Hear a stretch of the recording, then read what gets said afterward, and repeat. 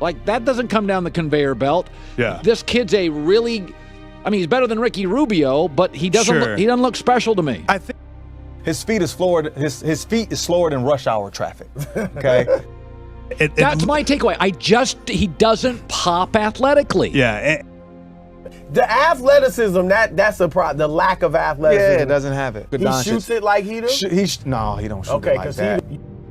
Like, there was another clip of him, I think, trying to dunk in warm-ups, and I don't want to say he looked strained, but it looked kind of like me trying to, like, grab the net, like, hit the... Luka will not be, like, a perennial all-star type player. I don't see that. Doncic at 6'7" will get exposed for all of the inadequacies that Dirk.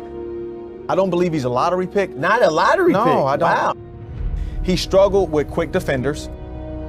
We tend to over-sensationalize European basketball. We do. Okay? There's restrictions that cater to him. You can't have 9 Americans on the floor in Europe.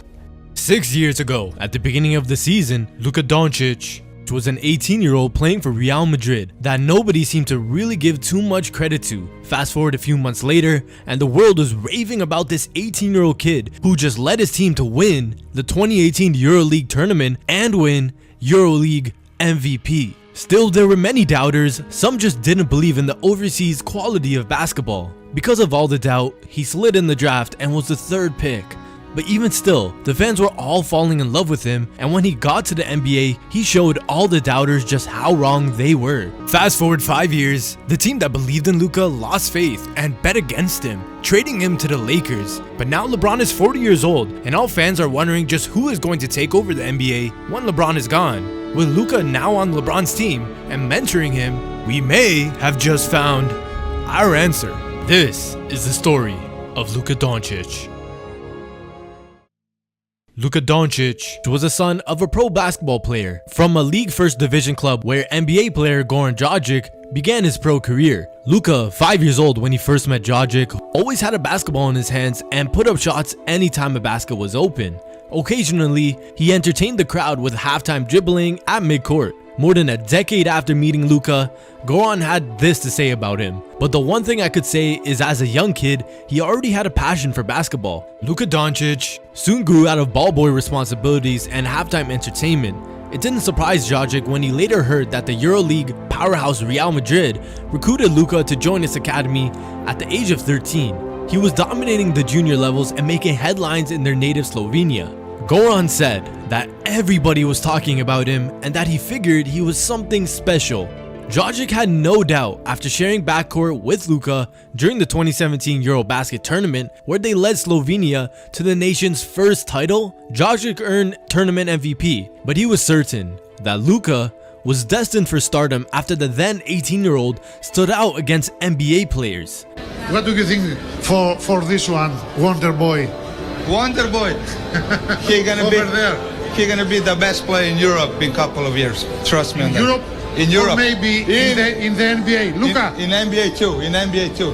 Come in our party. Join us, please. Join us, please. Congratulations. Are you okay? He goes. Mark my words. He gonna be one of the best in the whole world. Even Josh Richardson back in 2016 was getting in on the start of the hype train. As when Jay Rich returned to Miami after training on the West Coast, he couldn't wait to talk about one of his workout partners. He said, "Yo, I just met this kid. He's going to be the first pick in the draft." It was the summer of 2016 and Jay Rich, who was entering his rookie season with the Miami Heat, was weight training in California. But Jay Rich had never heard of the young Slovenian who was in the same weight room one morning. Luka, fresh off his first full season with Real Madrid, and his agent, Bill Duffy, who also represents Richardson, suggested that both players train at the facility. They played pickup afterwards with other pro talent and Luka was killing it, hitting some step back jumpers, flicking some pretty passes, and setting the pace in a game that included some established pros. Jay Rich was impressed. He even said recently that he still thinks that he should have been the first pick. But this is where the stardom didn't just extend to pros.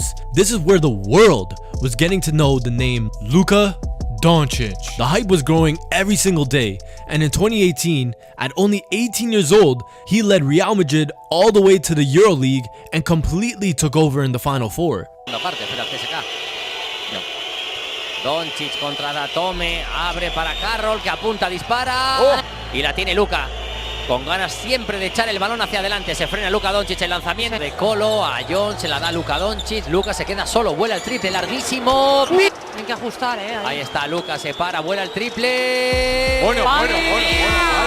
They won the tournament, with Luka becoming the youngest MVP in EuroLeague history. He finished the tournament averaging 16 points, 4 assists, and 5 rebounds. But still, even with all the achievements, there was still so much doubt, at least only in the US, since in Spain and Europe, the buzz around Luka was at the same hype level as Zion was back in North America. It's crazy to think, the basketball EuroLeague has to offer is definitely the second best in the world, much harder than the NCAA and any other league other than the NBA. Luka won MVP in that at only 18 years old. It's crazy to think that anybody could doubt him, but it was time for the 2018 NBA draft, and one person was lobbying hard for Luka. That was Donnie Nelson, the general manager at the time for the Dallas Mavericks. He was the first to spot Dirk Nowitzki's talent, and he tried hard to get Dallas to draft Giannis Antetokounmpo in 2014. But in 2018, he convinced Mark Cuban that Luka Doncic was the guy to target. The Mavericks tanked the 2017-2018 NBA season, all to target Luka. Mark Cuban was even fined $600,000 for public comments he made. He told his team that losing is the best option. I try to communicate, like, probably not supposed to say this, but like, I just had dinner with a bunch of our guys the other night. I was like, look, losing is our best option. You know, Adam would hate hearing that. And I explained what our plans were going to be this summer, that we're not going to tank again. This was like a year and a half of tanking, and that was too brutal for me. As the season finished, the Mavericks had the third best odds to win the lottery, but ended up with the 5th pick. Donnie Nelson was pretty upset. But Luka was never considered the consensus best player in the draft that saw DeAndre Ayton go number 1 to the Phoenix Suns and Marvin Bagley go number 2 to the Sacramento Kings. Some questioned whether Luka had maxed out, wondering if a player who was so polished could improve. Donnie Nelson had said, "I was glad every time he lost a foot race or didn't look very athletic. To be honest with you, I was cheering for him to screw up in the European Championships days before the draft." And he wanted that all because he wanted Luka to drop in the draft. But as the draft day came, DeAndre Ayton went number 1, Marvin Bagley number 2. Dallas called up Atlanta and they were set on drafting Trae Young at number 3. So not wanting Luka to go to Memphis at number 4, they made the trade to give them their 5th pick, plus their 2019 first round pick, which was top 5 protected, all to get them to draft Luka Doncic at number 3. 2018 NBA Draft, the Atlanta Hawks select Luka Doncic from Ljubljana, Slovenia and Real Madrid. Plenty of people around the NBA doubted whether Luka, who had grown to a shade taller than 6'7" and more than 230 pounds, could play point guard in the NBA.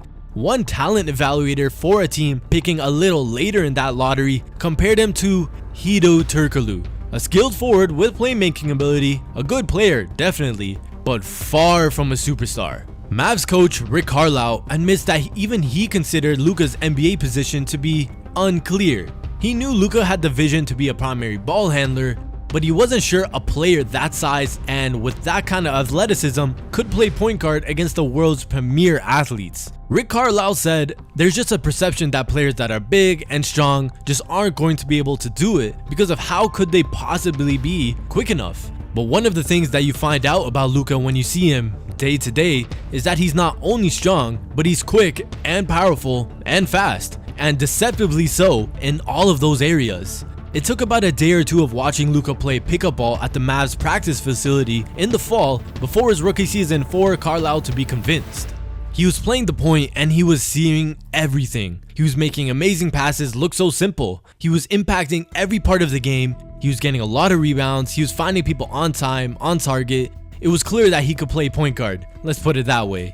There was one problem in all of this. That position was already manned by Dennis Smith Jr., the previous year's lottery pick, and an all-rookie selection the Mavs had proclaimed to be a foundation piece. So Luka began his NBA career officially listed as a forward and sharing facilitating duties with Dennis Smith, although Dennis got a larger share of playmaking assignments because he struggled playing off the ball.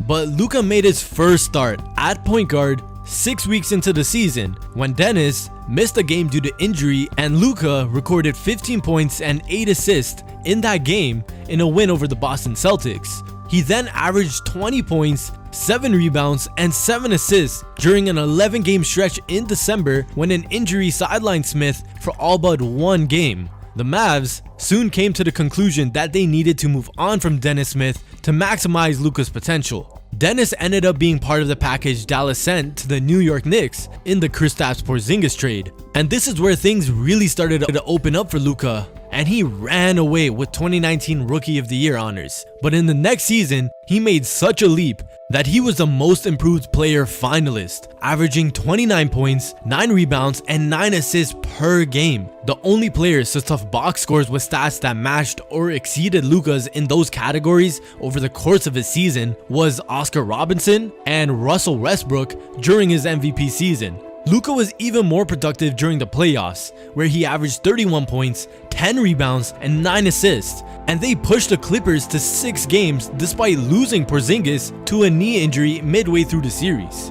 And now, that stat line is the standard for Luka. He's still only 25 years old. The Mavericks made a bunch of changes, they don't have Porzingis anymore, and it's really let Luka come into the light of the MVP type player he can be. But this is where it gets weird. The Mavericks got Kyrie Irving, and it looked like the Mavs were going to be title contenders for the next 10 years at least. Their roster was really shaping out, but out of the blue, a blockbuster trade happened. It sent Luka to the Lakers and Anthony Davis to the Mavs. What just happened? Luka just led them to a finals appearance, and it seemed like they had a good shot to do it again. After everything and after all that stellar play Luka was doing, the Mavs lost faith in his long-term career and bet against Luka's body because they thought it might have ended up like an Embiid situation. Of course, all of this coming out after trading him. It's just insane. At only 25 years old, a franchise bet against a top 3 NBA player and sent him to the Lakers with LeBron. But this is a new start for Luka. The greatest basketball player of our generation is mentoring him and growing him to become one of the NBA's GOATs. This is a good thing for Luka and the Lakers.